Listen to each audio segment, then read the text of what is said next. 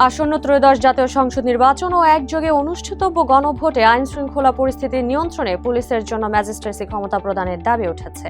পরিস্থিতির গুরুত্ব ও মাঠ পর্যায়ের বাস্তবতা বিবেচনায় নিয়ে পুলিশের পাশাপাশি নির্বাহী ম্যাজিস্ট্রেটের সংখ্যাও বাড়ানোর প্রয়োজনীয়তার কথা জানানো হয়েছে।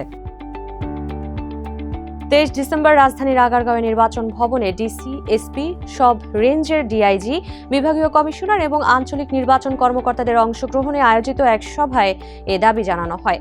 সভায় দেশের বিভিন্ন জেলা থেকে আগত পুলিশ সুপাররা তুলে ধরে নির্বাচনী নিরাপত্তা ব্যবস্থাপনার নানা চ্যালেঞ্জ।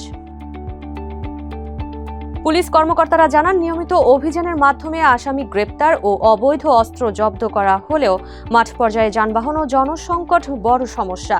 একই দিনে সংসদ নির্বাচন ও গণভোট অনুষ্ঠিত হওয়ায় আইন শৃঙ্খলা রক্ষায় এটি একটি বড় চ্যালেঞ্জ হবে বলে উল্লেখ করেন তারা। এসপিরা বলেন, নির্বাচনের দিন অসুস্থ ও প্রতিবন্ধী ভোটারদের ভোট কেন্দ্রে যেতে পুলিশের সহায়তা করতে হয়। এক্ষেত্রে রেড ক্রিসেন্ট সোসাইটির মতো স্বেচ্ছাসেবী সংস্থার কর্মীদের সম্পৃক্ত করা হলে কাজ সহজ হবে। পাশাপাশি আগের নির্বাচনগুলোর তুলনায় পুলিশের জন্য বরাদ্দ বাজেটে বৈষম্যের কথা তুলে ধরে এবারে নির্বাচনে বাজেট বাড়ানোর দাবি জানান তারা। সভায় পুলিশের পক্ষ থেকে বলা হয়, মাঠে দ্রুত সিদ্ধান্ত বাস্তবায়নের জন্য নির্বাহী ম্যাজিস্ট্রেট বাড়ানোর পাশাপাশি সীমিত পরিসরে হলেও পুলিশকে ম্যাজিস্ট্রেসি ক্ষমতা দেওয়া প্রয়োজন।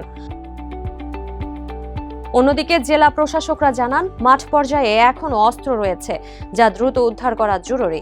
এ বিষয়ে নির্বাচন কমিশনের সহযোগিতা কামনা করেন তারা। দুর্গম ও দূরবর্তী এলাকায় নিরাপত্তা তদারকিতে হেলিকপ্টার সুবিধার প্রয়োজনীয়তার কথাও উঠে আসে সভায়। ডিসিরা আরও বলেন, কৃত্রিম বুদ্ধিমত্তা ব্যবহার করে অপতথ্য ও গুজব ছড়ানো এখন বড় চ্যালেঞ্জ হয়ে দাঁড়িয়েছে। আইনের শাসন প্রতিষ্ঠায় প্রশাসন কঠোর অবস্থানে রয়েছে জানিয়ে আইনের বাইরে কোনো কাজ করা হবে না বলে দৃঢ় প্রত্যয় ব্যক্ত করেন তারা। এছাড়া বিভিন্ন উপজেলায় সহিংসতায় সরকারি যানবাহন পুড়ে যাওয়ায় সেখানে নতুন গাড়ির প্রয়োজন।